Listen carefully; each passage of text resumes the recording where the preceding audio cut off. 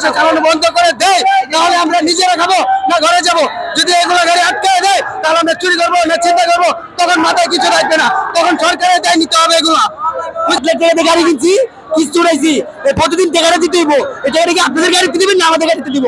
না আমরা রক্ত বেচে দিব, সেটা বলেন।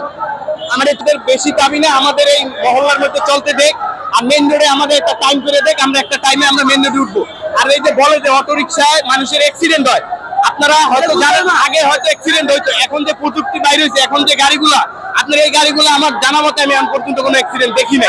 ঠিক আছে, ডাক্তার ইউনূস বলছে 3 দিনের ভিতরে, মানে যেটা বলছে 3 দিনের ভিতরে পুরো অটো, মানে বাংলাদেশ যত অটো আছে সব সরাই দিতে বলছে। তো যদি আপনারা অটোটা সরাই দেন কি কারণে? আমাদের অপরাধ কি? আমরা কিভাবে চলবো বলেন? আমরা হাজার মানে 1 লাখ টাকা দিয়ে গাড়ি কিনছি, 1 লাখ টাকা দিয়ে গাড়ি কিনছি, কিস্তি উড়াইছি, প্রতিদিন টাকাটা দিতে হইব।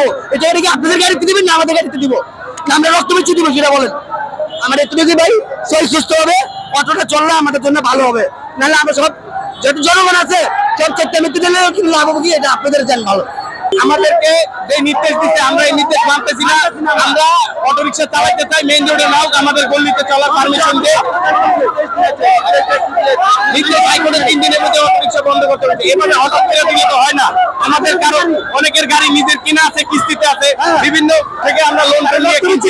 আমাদের এই কিস্তিগুলো আমরা কিভাবে শোধ করব? আচ্ছা ভাইয়া, এই যে এটা জানি বন্ধ করছে, একটা তো যে কোনো একটা কারণে তো বন্ধ করছে।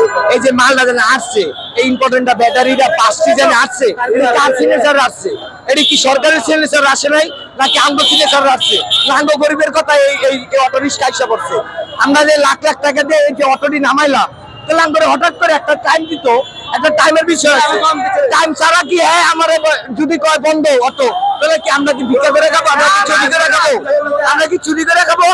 না সরকার আটায় খাবো?